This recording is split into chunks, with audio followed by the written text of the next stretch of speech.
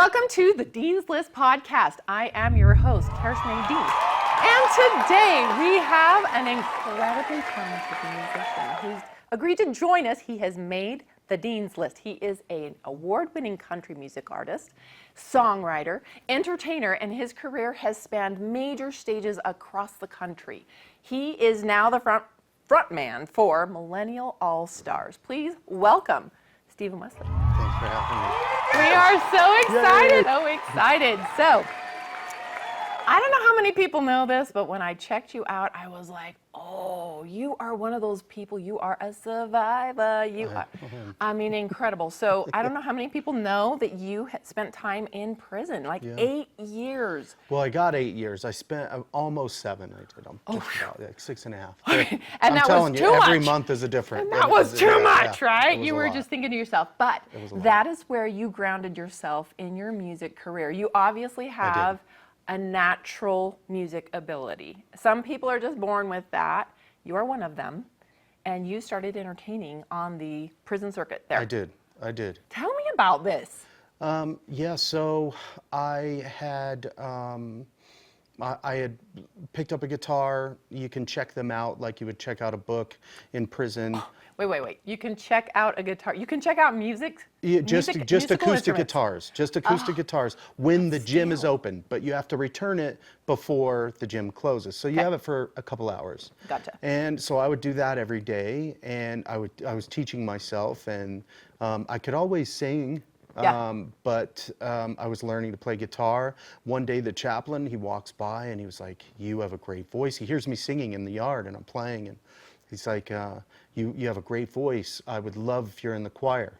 And I was like, we'll make this short, but I said, sure. He got me a gate pass, and so. You do not have to make this No, short. He does not have to make this short, okay. Well, so I lived, the prison that I had eventually gotten to that was a minimum was about 11 miles away from where I was from. So they said, you're never going to get out. The goal is to get to a minimum so you can get out during the day and work on a crew in town and be outside of the prison walls. Like a work release type it is situation. Yeah, okay. but not necessarily. I mean, but you're coming back to the prison every day. Right. And so, but I said, hey, they told me I'd never get a gate pass because I live right by here. And he said, if you'll sing in the choir, I'll get you a pass.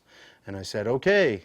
And so, that is awesome. yeah, it was great. And so we ended up, I went to the first choir practice and I saw that we were in trouble. And no, it was just tough. When you say we were in trouble, see, I'm a singer as well, so I am like, I totally know what you're saying. You're like, oh. Yeah, the guys, they were great people. All of them loved it, but there are, it was really tough to get a gate pass. So the people that could really sing couldn't necessarily get out. And so this choir would go into the surrounding towns all around and sing at churches. I see. And so that was the goal. And then you get real food. That was the other Real thing, right? food. Real food. They're like, you can get McDonald's when you're out. I'm like, McDonald's? Okay, that's not real food. No, it is when you've been in prison for 6 years. Yes. It's real food. Yes. Understood. I It promise. is the luxury that you're like, I can taste that little cheeseburger with the mini onions. And Pizza Hut, and I mean, all of it. And these are the things that they throw at you as like little, yes. Yeah. And so we ended up going out. And the first time, it was amazing. This church had burnt down, and so we had gone to the choir to sing, and they had moved the church to a school, the local high school, which is where I played like our divisional basketball championships. Okay. In Delta, Colorado. And afterward, we can come off of the stage, the prisoners, and we stand shoulder to shoulder in a line in front of the stage, and then the patrons can come by in a line and shake your hand and say, good job, good luck, stay out of prison, go with God, all that stuff. And so I'm like 3/4 of the way through here, and I have a line in front of me, and there's this little girl, and she's probably 12, and she said, you're going to be famous, can I have your autograph? And I was like, oh my gosh, and I looked at my friends, and they're like, do it. And so I gave her an autograph, and the guy behind her, he's about 50, and he says, I don't know anything about music, but if she thinks you're going to be famous, I should get your autograph too. And so that day... These people are winners right now. Yeah. They are like, cha-ching! Yeah, and I wonder where they're at. And that day, I must have handed out 70 autographs in my prison greens. And so I realized it wasn't the feeling that I had, that I Right. was special there. It was the feeling that I gave these people and the confidence to come and talk to me as a prisoner, and that they were happy and they were excited and they loved the moment and what we were doing. And Well, you were connecting with them. That's it. You were actually connecting. I mean, Yes. anyone can stand up and sing a song, and we've Right. heard a lot. You obviously looked at the choir and were like, oh, Yeah. we got to get this up next level. Right. Right. Right. But connecting with someone, literally That's what it's reaching about. into that audience and Yeah. bringing them to you. And that's what we all try and do in this, right? And so I decided that that's what I wanted to do, and I worked for that, as soon as I got out. And of course, you have to get a real job and live life and all of those things. You got to get to the real world. Right. But I had goals, and I reached every single one of them. I just wish I would have realized that in prison, you when you're making these goals and you have these ideas, you're in a cage, and it's really hard to see Literally. how bright the stars can be. Right. And when you're wishing on them, and so my only regret is that I wish that I would have realized that there's so much even more attainable than what I had set aside for myself, the goals that I had. And Right. I've done some great things, but I could have reached a lot higher, and I just didn't realize that. And that's one thing I try to instill in the kids and my kids. And your kids, you have 2 kids. I do. You have a boy and a girl. Well, I have 3. My daughter's all grown now. Grown. but, yeah, I Okay, have so 2. 3 Yes. kids. Yes. Awesome. And you are an intentional parent. I am. Yes, I'm a single dad now, and it's just the 3 of us, Mav, Dixie, and myself, and living in Vegas, and it's an adventure. Oh, kids are an adventure, and especially right now. The kids are an adventure. Especially they are. I tell people, I say, children are your highest and your lowest points of your life. Well, you were a teacher. I am a You teacher, understand on a yes. lot. You guys are the best. And what's really crazy to me is that before I had these guys and before I went to school, and even as a child, you do not realize how special teachers are. No. And then you become a parent, and you are like, you meet with them, they have your, the school parent-teacher conferences. You see the money that they put out for their own supplies because Yeah. the school can't afford Yeah. them. The time that they spend on making sure that your child is taken care of, that your child is cared for and feels loved and included. Yes. And I got that so much this year with my kids' teachers, with everything that we went through as a family. We had a Yes. tough year. Yes. And with their mom leaving. And so they went beyond school. They went beyond teaching to say, if you need me, I'm here. Yeah. If you want to talk, I'm here. Yes. They're in the 3rd and 4th grade. Exactly. Well, those are pivotal. People always underscore the younger grades and make them like, well, they're resilient. People Yeah. say that. Kids are resilient. And I'm like, no, these are the foundational building are. blocks. It's very We are now formative. saying, if you go back to your 6-year-old self, that's where all your trauma, that's all, And I'm going to tell you, I mean, my kids, and they were my kids. You think about it, for 180 days out of the year, I'm spending more time with your child than you are. You are. And I know them individually, and I understand. I mean, you start to see the looks on their faces where you have to walk over and put your arm on their shoulder and say, it's okay, I'm going to talk to you about that later. Don't freak Yeah. out. Don't freak out, I got you. That's a great teacher. I got you. Yeah. You just have to pay attention and just treat them. Oh, I love my littles. I just love them. I love children. I love animals and children. I'm kind of a magnet. They just want to climb all over me, and I Yeah. love it. Yeah. And I love it. Okay, so chance encounter with your chaplain. That started it all, yeah. Yeah, so tell me the trajectory from there. Well, so I realized I wanted to do music in there. Yeah. But I knew when I got out I was going to have to get a job and all sorts of things. And so I made myself I made a couple of goals, and I was like, and they were pretty crazy to me at the time, Yeah. but they could have been crazier. And I was like, I want to make music and make a living. Right. I really loved this guy who was on the radio, brand new at the time. His name was Uncle Cracker, and I really loved him. And I was like, I want to do a song with this guy. And then the other one was the first guitar solo player that I just really loved was Slash from Guns N' Roses. And I was like, I'm going to do something with this guy. And so those were my goals. And when I got out, I had to get a job, but I started working toward music every day and working toward those goals. And it took a while. I got my first record deal 10 years after I had gotten out. I was going to say, there was a 10-year, work nose to the ground. Not many people, even just opening up your own business, most people, it fails within the first year because people are like, Yeah. There's a lot of work. There is. There's a lot of perseverance. There's a lot of tenacity. You have to chase it down like a dog with a bone. You just can't let go. You give up a lot. Absolutely. Yeah. So tell me some of the things you gave up. I think I want to know, does that prison experience instill in you that survivor instinct that said, do or die? I don't believe so. You know, the problem with prison is they don't teach you a lot. No. And most of my friends have gone back and just stayed or gone over and over and over again. And so it's really what your parents or your environment and getting out. And I had two really supportive parents that let me stay with them, and they were very, very supportive in just getting a job and getting back into and getting away from my friends in my town and moving from Colorado to Vegas and kind of starting over, but making it feel good and making it feel like home and having my mom, and having my dad and my little sister. And so, so I wouldn't really call those, I didn't have to sacrifice anything negative. Right? I sacrificed what I thought was going to make me a better person and make me attain and give me the ability to attain the goals that I had set for myself. And so that was just cutting everybody off if it didn't serve you, you had to. Right. Well, in that particular circumstance, it's necessary. It is necessary. I have people in my life personally that is what they had to do. They had to make some hard decisions of, I don't want to go back to this.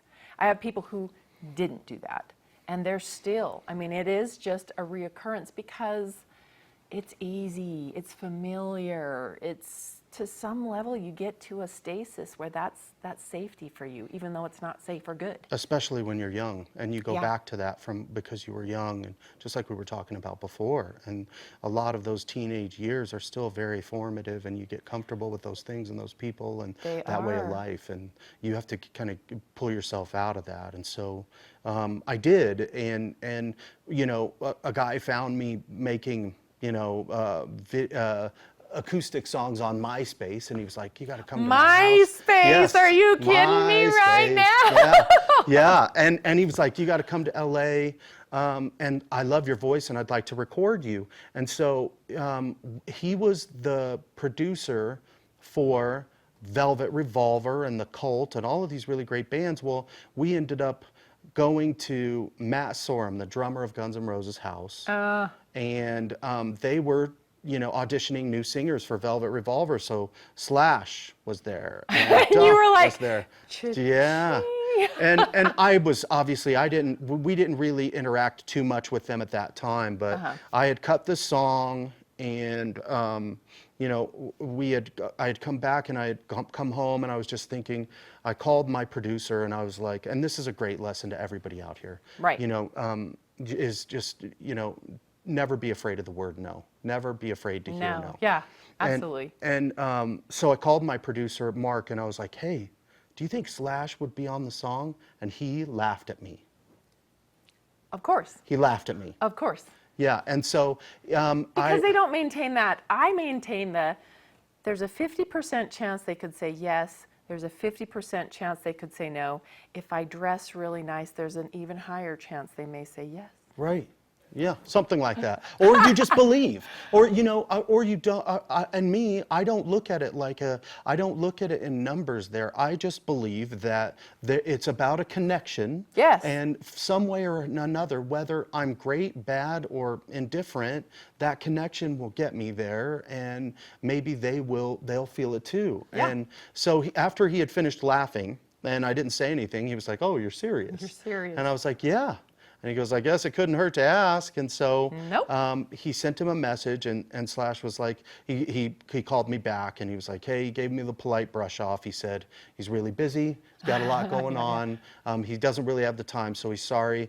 He said I could go ahead and send it over, but he just wasn't going to be able to do it. And I was like, all right, all I wanted was for you to ask. I appreciate it. And so he said, okay, well, I'll send it over, but he's like, it was a good idea. I'm like, well, you were laughing at me. And I was like, but it was a good idea. So I remember I walked into the movie theater. It had only been 5 minutes, and I sat down and I got a message, and it said, call me. And I walked out, and he said, Slash loves the song and he wants to play on it. And, you know, yeah. And so that journey of that, once I had that song, I wasn't the biggest fan in the world of the song, but I knew it had something, and Slash.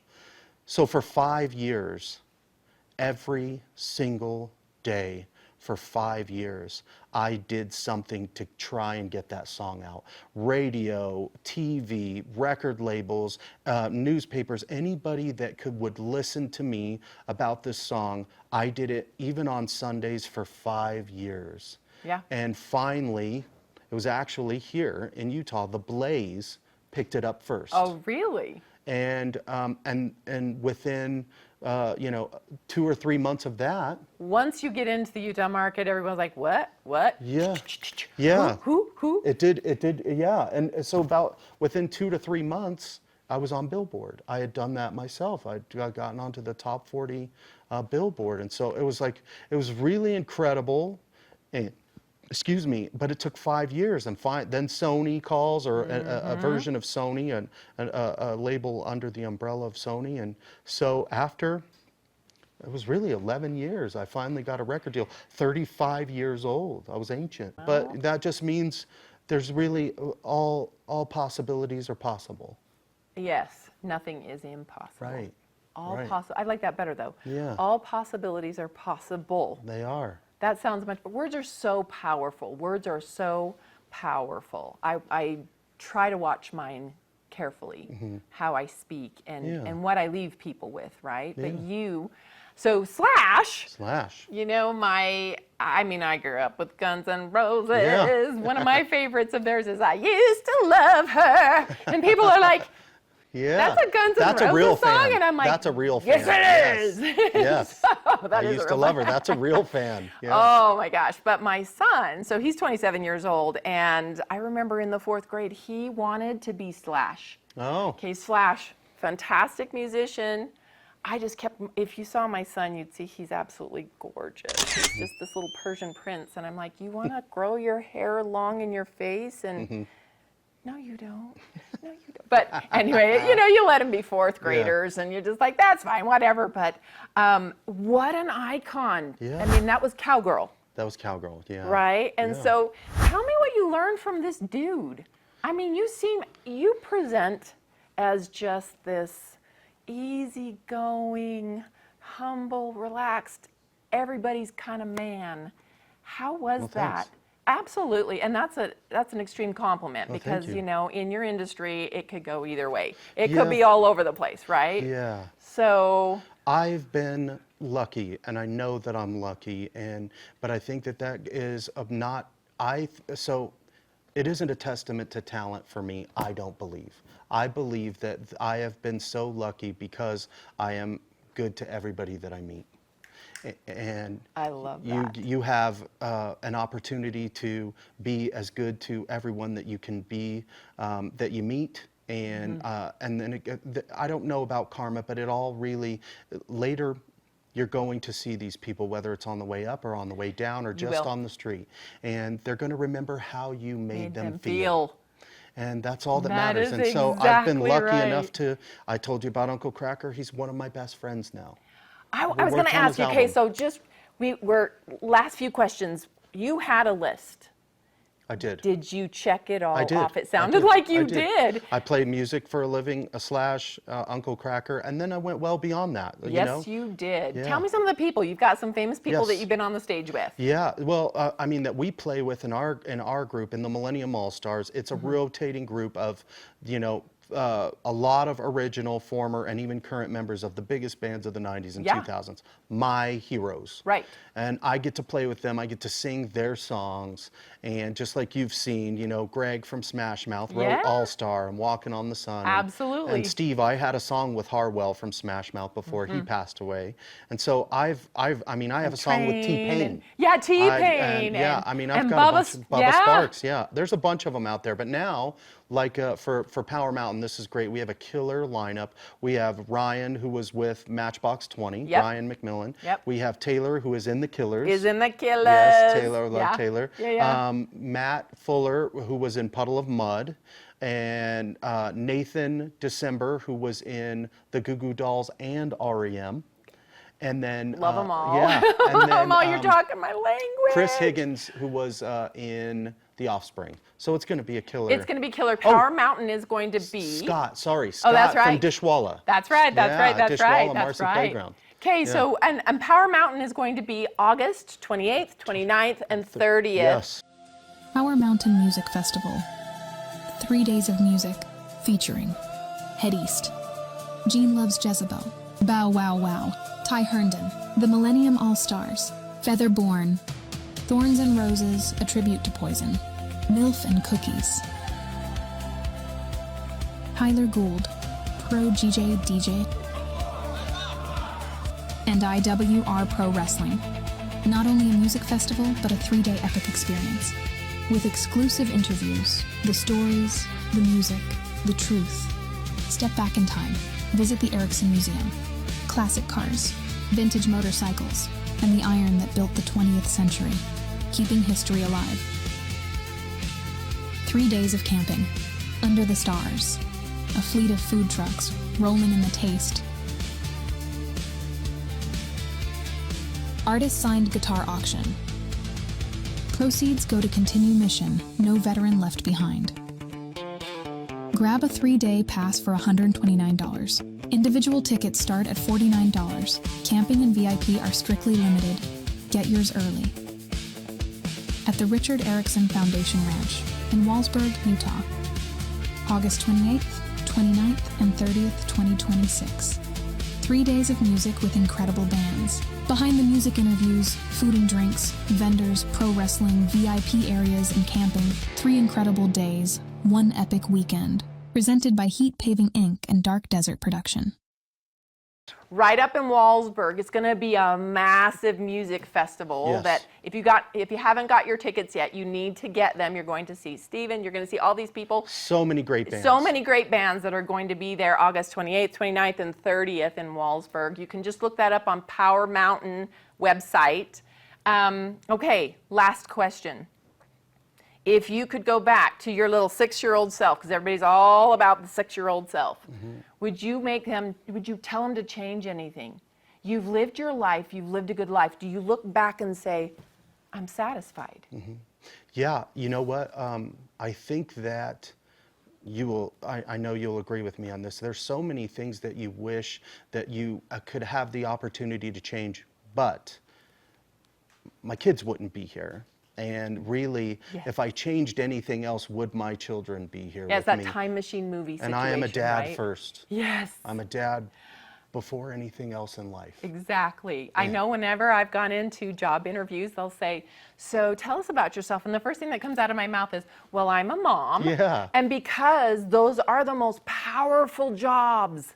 Those are the most important jobs. They are. You have to raise this next generation right. The world is crazy, and we need to give them a good foundation. But the amount of love that you get from your kids, there's nothing that you share with your children. Yeah. There's as much as I love being on stage and playing with my heroes and everything else, there's nothing like coming home to my kids and holding them and talking about their day and listening to them complain. Okay, I have to tell you though, there is one more thing that is better.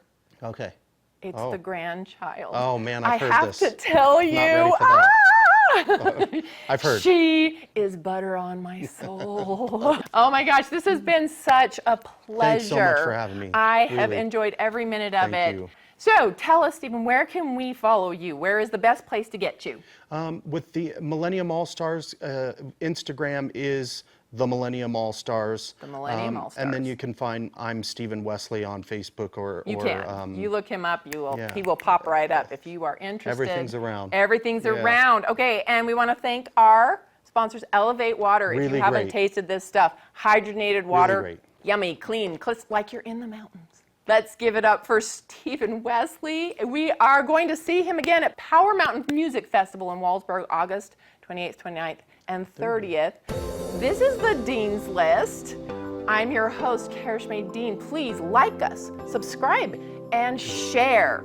You 100% need to stay tuned for who's going to make the